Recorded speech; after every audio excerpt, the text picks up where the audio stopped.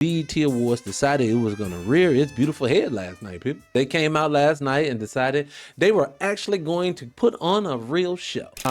For years, you've watched black people complain about television shows not being catered towards Black American and stuff we wanted to see. These award shows had gotten so bad to the point I had just stopped watching them. Like last year's show, I had basically told myself last night, I'm not doing this anymore.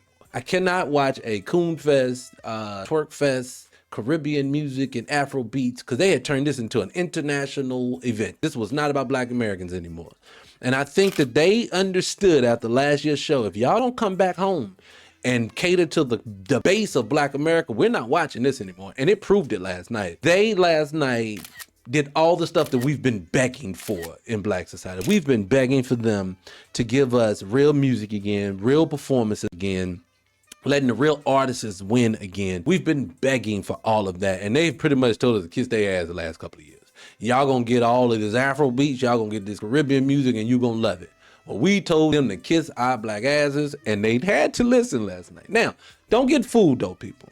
All that was is, if I know anything about how white supremacy works, and the reason why I say it's white supremacy is because Viacom owns BET. I know they always like to talk about that guy Stephen Hill or that other lady used to run BET, but these people are figureheads. They can do no more than the people who own the company, and that's why every year you don't know what you're gonna get. And one thing I can tell you is that I think they have been listening to the grassroots and the pulse of what's been going on. I think they recognize the fact that we as a people, we are basically pretty much done told us, and it started, I'm gonna tell you when I realized we were really on the same accord, is when the Democratic Party crashed. You realize black folks said, we're just not gonna sit out here and do stuff that's against our best interest anymore.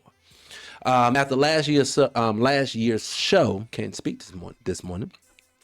If you was anything like me, you said to yourself, with all that twerking, I watched people in the crowd twerking. I'm watching, it was degeneracy last year. But majority of the people on the ticket wasn't Black Americans. And so what you saw last night was what a true representation of what a show would look like for us. So I want to say, not thank you to BET, but thank you to Black society for forcing them to bring their asses and step correct when it comes to us. Whoa. Before you leave this podcast and go somewhere else, did you hit the notification bell? Because if you didn't, please do so now. And I'm talking to the people who've already subscribed. But if you haven't subscribed, make sure you do that as well.